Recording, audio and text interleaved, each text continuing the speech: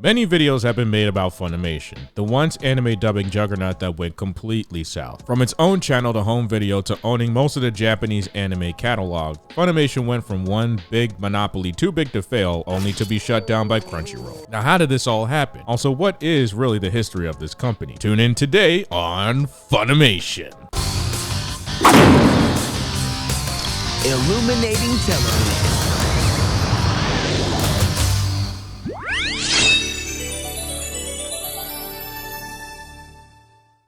Funimation started out from a man with a fascination with anime. Gen Fukunaga, the main founder, would travel from Japan and live here in the States in Boca Raton, Florida. Yeah, the Tyrant King city. While pursuing degrees in electrical engineering and business, he would take a love for animation as it was a growing entertainment medium in Japan. While working for IBM in R&D budgets, Gen would go to his grandfather, Nagafumi Hori, who was the producer for Toei Animation. He would argue that the Western countries could benefit from understanding Japanese culture through the form of an entertainment medium like anime. During 1994, Nagafumi would then set up meetings with Toei Animation and pitch that US syndication would benefit from Japanese entertainment and distribution. Toei at the time had multiple catalogs that were successful. While this was going on, Gen needed a business partner. Gen would go to a friend at IBM, Daniel Kokenaga, an entrepreneur and investment savvy man. The pitch to Daniel at the time was to make a company that can release Japanese animation to all of America. At that time, Daniel wasn't interested. However, considering the pitches and plans lined up with his grandfather, Daniel's tune drastically changes. He then sells his family's feed mill in Decatur, Texas.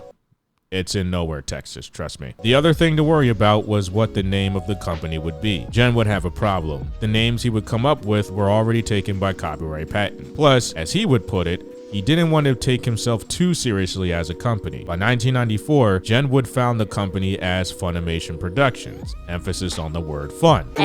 Nope. Onwards to Dragon Ball.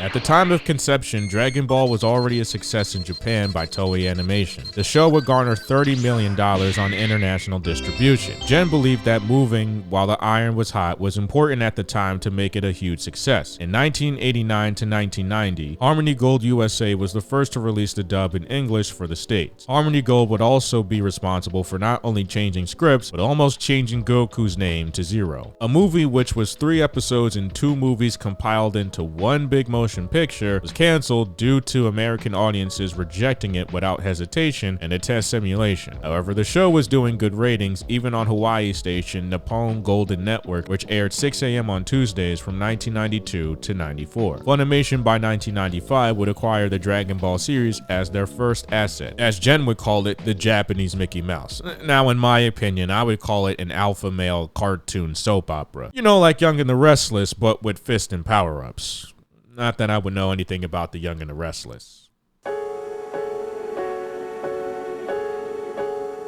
The show was then picked up by Ocean Productions and Josanne B. Lovick Productions to do voicing and scripts by commission. After 13 episodes, Dragon Ball was dropped by the fall of '95 for Dragon Ball Z.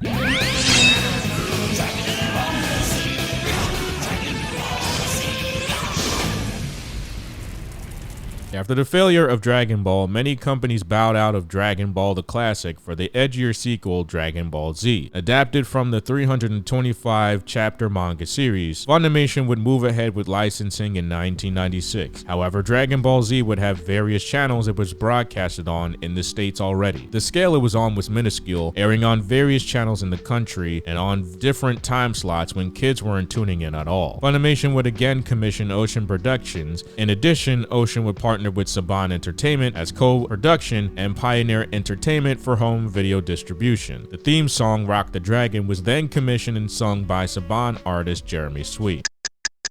I make mistakes as a content creator, and I made this video not too long ago, if you remember it. It was the second greatest video on my channel. So I made an error regarding Ron Wasserman. Checking my sources over and over and over again, Ron denies any involvement with Rock the Dragon. Now, I have taken this into consideration, but there was some information that was leaked and saying that certain instrumentals and certain parts of his instrumentals were then used in Dragon Ball Z in certain episodes. Very confusing. I understand that. Dragon Ball Z would be cut down in length to get greenlit for airtime while being heavily edited for advertisers and to make it kid-friendly. For example, death scenes were replaced with sent to the next dimension. Dragon and wish Goku back to their dimension. It seems that Piccolo will be leaving this dimension soon, Popo. He'll be waiting at a bus stop somewhere in the next dimension. I want them all in the next dimension. September 13th, 1996 was when the show debuted and ratings would go through the roof. Albeit FCC and watchdog groups have raised many red flags to the show. Ultimately, it was Saban who in 1998 scaled down production after 2 seasons to work on more shows for Fox Kids and Fox Family Networks. Also, he was afraid of all the backlash on a show he didn't care about.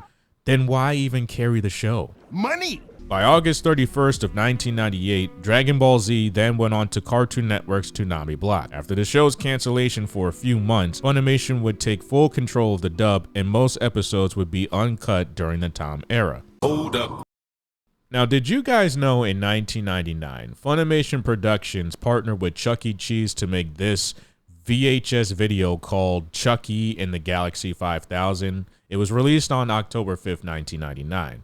And if you don't remember it, well, it was this whole VHS you would get at your birthday party from Chuck E. Cheese as like a complimentary gift or something.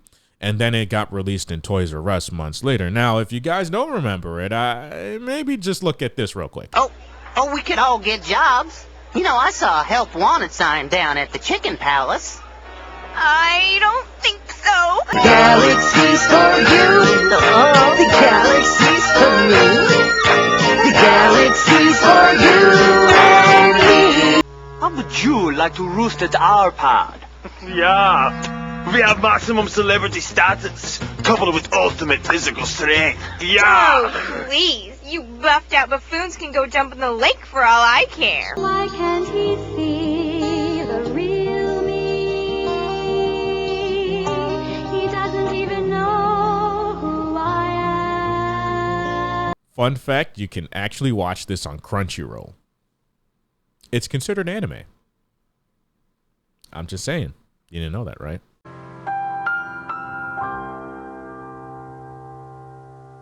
Good teaching methods include the use of pictures, chalkboard, models, and charts, usually before the learners turn to the pages of books for information.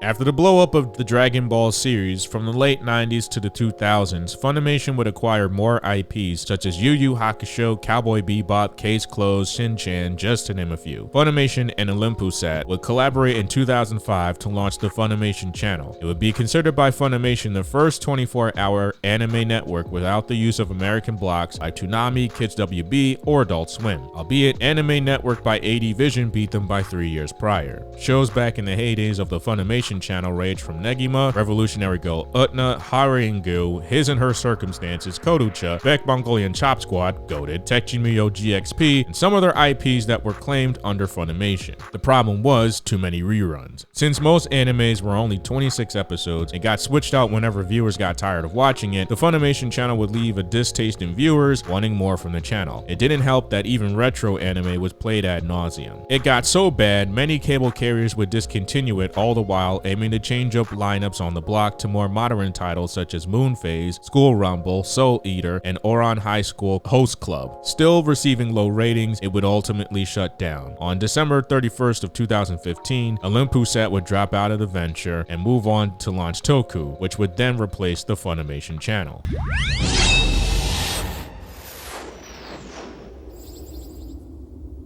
It's no secret that both Funimation and ADV have been rivals since the 90s, albeit that didn't stop them from doing business together in the past. Years later, Funimation would get into a lawsuit as ADV was sinking in debt. According to various court documents, Funimation would file a subpoena in November of 2011. The reason was that ADV and ARMS were holders of various IPs as ADV was piling debt back in 2007. In exchange for holding and distributing certain IPs, ADV would relieve its debt to ARMS. However, they would would default on profits and payments and drop ARMS altogether. In secret, Funimation and ARMS would get into an agreement to acquire ARMS IPs. ADV would sue in April 16th of 2008, claiming that ARMS would breach its contract. ADV also filed a restraining order to stop Funimation from further lawsuits and claims on IPs, all of which would cost ARMS and ADV $7.3 million and making ARMS sell IPs over to relieve the default debt. This would go on for years as all ADV subsidiaries would not only be in debt but held to the ground by Funimation, only for Funimation to get in trouble with 4Kids with becoming a home video distributor for the IP Yu-Gi-Oh! While also withholding financial information to international companies. Both parties settled out of the lawsuits years later. ADV still owes $8 million to the creditors, while counterclaims from Harris County, Texas were thrown out by the court in 2012 to 2013. For example, there's a show called Tsubasa Reservoir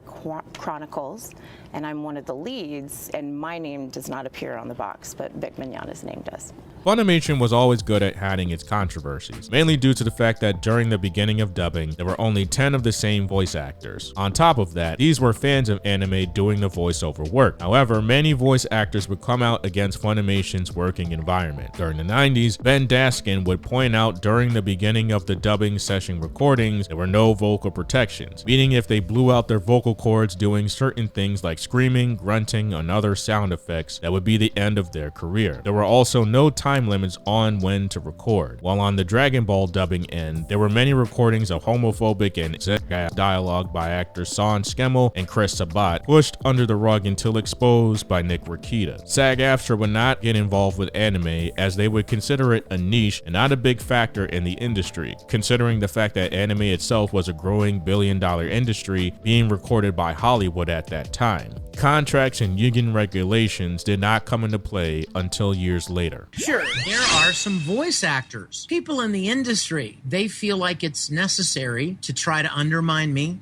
They make fun of me at panels and conventions. Vic Mignogna was well known in the Funimation Entertainment Company with franchises ranging from Dragon Ball to Sonic the Hedgehog. He was also in the Star Trek Continues movie. His career would then come to a screeching halt in the wake of the Me Too era. During January 2019, during the release of Dragon Ball Super Broly, many allegations ranging from SA, groping, and inappropriate behaviors have been made against the voice actor. Two more voice actors, Monica Ryle and Jamie Markai, would come to Twitter to speak out against Vic. Sony Pictures would then open an internal investigation on the accusations. A week later, he was fired from Funimation. Anime conventions would then blacklist Vic, while Rooster Teeth would then fire him as well. The release of Dragon Ball Super Broly Blu-ray, which at the time grossed $6 million, would delete Vic's interview portion. This would divide the anime community in two, while in return call for more evidence to be produced. Fans would crowdfund $200,000 plus to his legal expenses during the weeks to follow, while Vic would aim to take Funimation and his accusers to court for defamation. Funimation would file an anti-SLAPP to cancel out the lawsuits in July of 2019. Several affidavits were sent to Funimation investigation from Kara Edwards, Margie Ijima, and Michelle Specht. By September, Vic had several claims dismissed. He would, however, still pay out legal fees. Years later, would aim to file lawsuits with the Supreme Court of Texas, only to have those dismissed in 2022. To this day, after the Me Too era, there would be a division whether or not Vic Mignogna is actually guilty of the allegations. If your head hasn't exploded yet from all this information, well, get ready for Crunchyroll. In order to understand that, we have to go all the way back to 2009. Funimation and Toei Animation would partner to be able to play Toei Animation IPs on Funimation. Nico Nico would then partner with Funimation to create Funico and acquire more IPs to do both home and streaming distribution. Funimation then announced their streaming app on April 16th of 2012. Just keep a bookmark here. By 2015, Universal Pictures would then get into a multi-year deal with Funimation for home video distribution. By that time, it would release all Funimation IPs and manage its sales in October 2015. 2015. Fast forward to 2016, Funimation streaming platform will rebrand to Funimation Now and be released internationally. By October, Funimation and Crunchyroll would partner together and both companies would stream select titles on both streaming platforms. Now this is where it gets dicey because this is how it shut down. By May of 2017, Sony Pictures and Universal Studios wanted to buy Funimation, and Sony acquired the company for $143 million while Universal dropped out of the bid. This was approved by the US Department of Justice by August of 2017. By then, Funimation would have access to Animax and Kid stations, which Funimation's disbanded. In 2018, Factory Shout and Funimation would partner in the home video distribution department on certain IPs and franchises. By August of 2018, AT&T would buy out Otter Media, which is the main owner of Crunchyroll. This makes Funimation and Crunchyroll disband partnerships, as Sony Pictures would still have ownership of Funimation. International expansion was also a problem, considering certain streams of IPs on both platforms. As a result, many IPs were dropped from both streaming platforms. Funimation would additionally be dropped from VRV, and High Dive would be the replacement. Fast forward to 2019, Funimation would partner with Chinese company Bilibili while also acquiring Manga Entertainment's UK division. Months later would acquire Right Stuff Inc., as well as Nozomi Entertainment franchises being streamed on Funimation Now. By September, Sony and Aniplex would consolidate all of their titles as Funimation Global LLC. Colin Decker would be in charge of the partnership, which wouldn't work out too well in the future. Aniplex of America and Funimation released Rascal Does Not Dream of a Dreaming Girl in theaters on October 2nd in the US, 2 days later in Canada. Fast forward to 2020 would be the massive mergers Funimation would take. By January 2020, Funimation would partner with Anime Lab and release their IPs under Funimation Now. In May, Kodansha Comics would also partner with Funimation as well as NIS America. By September, Viz Media would partner with Funimation and release its titles on Funimation Now, such as Naruto and Hunter x Hunter. In November, Sunrise would partner with Funimation to release various Gundam franchises. By the end of the year, Sony would acquire Crunchyroll for $1.175 billion and put everything under Funimation. In 2021, Manga Entertainment would rebrand as Funimation UK, and Sony would aim to make a unified animation company under Funimation to distribute in different countries. Months later, Gonzo and Funimation would get into partnerships and release the Ragnarok, Burst Angel, and Witchblade series on their main YouTube channels. By 2022, Crunchyroll would release in conjunction with Funimation Films Jujutsu Kaisen 0, which would be the only Crunchyroll movie to go to theaters. By 2024, Funimation would shut down its app. Due to the various mergers, all subscriber account data would be moved onto Crunchyroll. Subscribers would also be at arms with the rise in subscription price, with Crunchyroll president Raul Perini would aim to work on making prices more affordable, which is why you watch anime for free.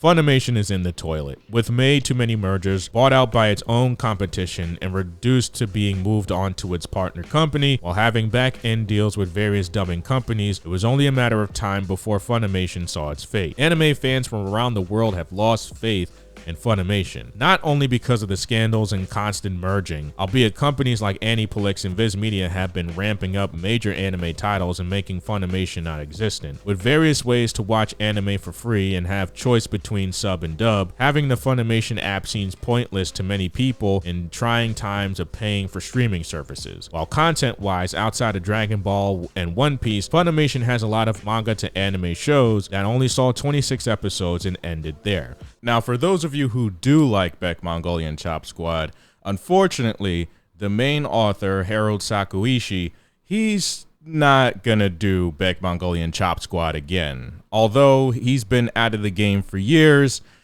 there's other problems with Beck Mongolian Chop Squad itself. The budget that it has, okay? You have to understand that the branding, the music licenses, even covers cost money, okay? And that will be blown in an instant on 26 more episodes of Beck Mongolian Chop Squad. Now, I would like to see it, but I know in this lifetime, we're never going to. The closest thing we're going to get is a live action Beck Mongolian Chop Squad, which did happen in 2011. It was pretty good, I have to say. I don't think Greg Aries will even do Beck Mongolian Chop Squad again. Funimation has a great catalog of IPs to date. In retrospect, It would be a problem now with which animes get an extensive license. To this day, Funimation still banks on the longer running animes, while shows like Attack on Titan ended recently. The bigger question now should be, how can Funimation turn the dial back on getting its core fans after building the greatest empire in entertainment history after so many blunders and faults in its company choices?